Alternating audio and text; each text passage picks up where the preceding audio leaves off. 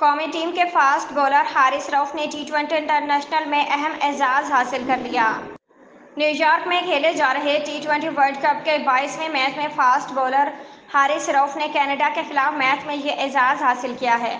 حارث رؤف کی T20 international میں وکٹوں کی تعداد 100 ہو گئی ہے، جس کے بعد وہ دوہرے پاکستانی بولر بن گئے ہیں جن کو وکٹوں کی تعداد 100 ہے۔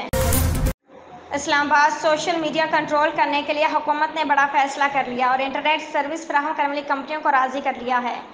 تفصیلات کے مطابق سوشل میڈیا کنٹرول کرنے کے لیے فائر وال کی تنصیب کا فیصلہ کر لیا گیا۔ اس سلسلے میں حکومت نے انٹرنیٹ سروس فراہم کرنے والی کمپنیوں کو راضی کر لیا ہے۔ ذرائع کا کہنا ہے کہ فائر وال خصوصی فیچر ڈیپ پیکٹ انسپیکشن کی صلاحیت کی حامل ہوگی۔ ڈیپ پیکٹ انسپیکشن سے ڈیٹا کی لیئر 7 تک دیکھا جا سکے گا۔ اسلام آباد سپریم کورٹ نے مونال سمیت نیشنل پارک میں قائم تمام ریسٹورانٹس بند کرنے کا حکم دے دیا۔ تفصیلات کے مطابق سپریم کورٹ نے مونال ریسٹورانٹ کیس کی سماعت ہوئی، جس میں عدالت نے CDA کی رپورٹ مسترد کر دی۔